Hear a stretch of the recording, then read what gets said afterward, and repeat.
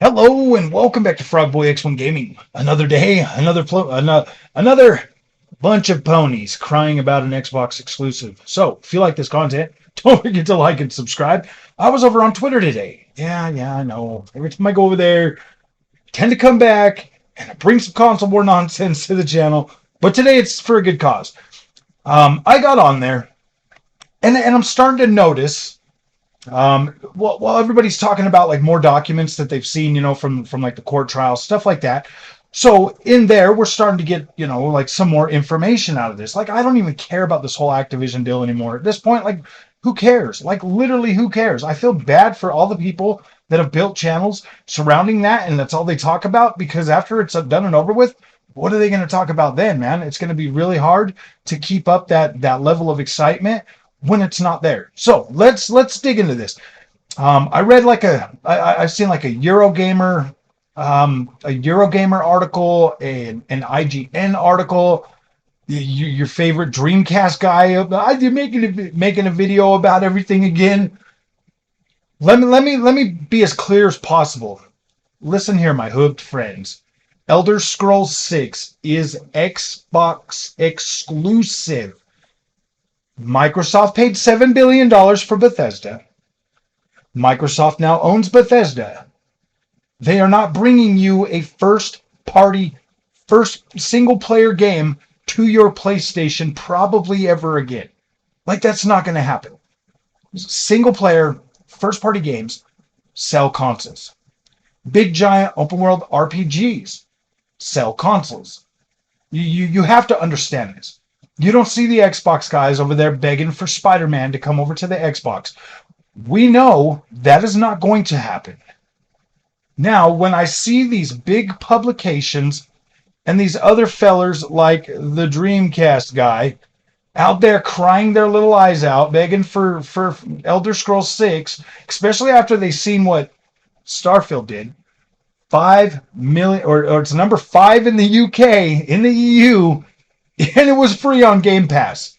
These games have got a lot of push, a lot of pull. People want to play the next Bethesda RPG. They want to. They love these games. They sell massive numbers. There's people that really get excited and they really like these games.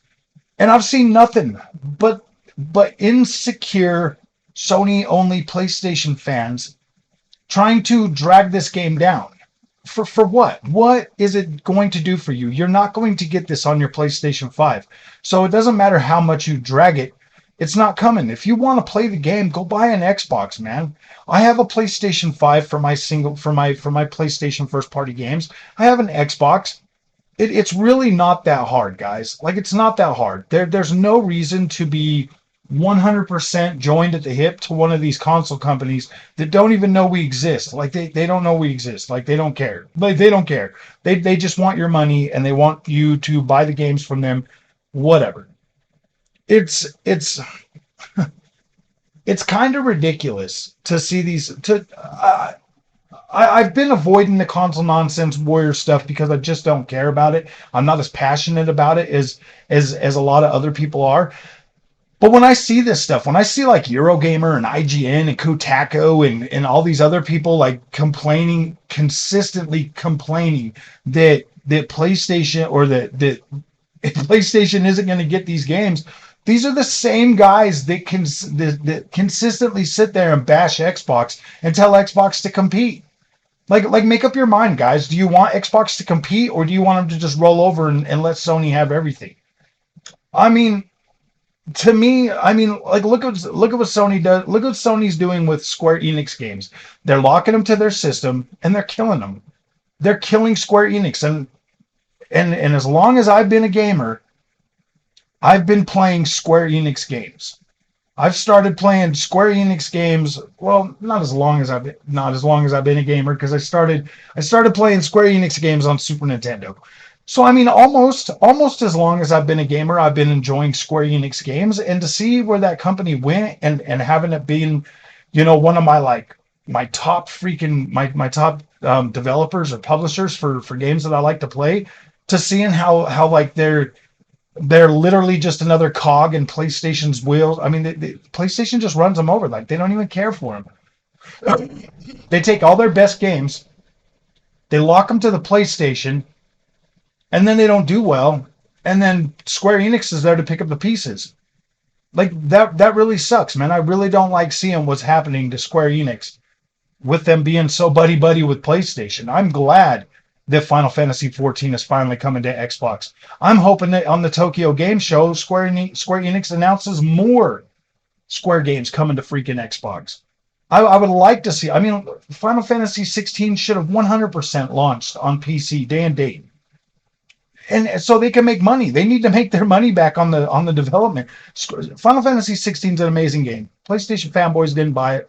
They would just as soon let it die, and that really sucks. And now they want Bethesda games. You don't deserve Bethesda games. If you're not even going to support Square Enix, you don't deserve good games. You deserve whatever it is you get over there on PlayStation. You guys do not deserve good games because you don't know how to freaking treat them.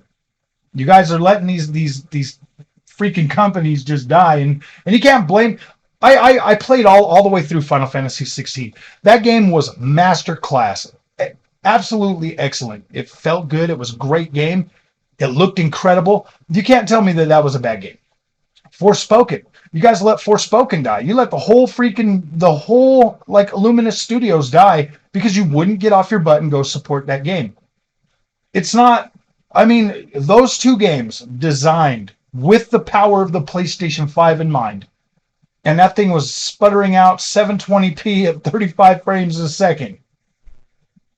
And you guys say Series S is bad. You guys say that Xbox Series S is holding the generation back.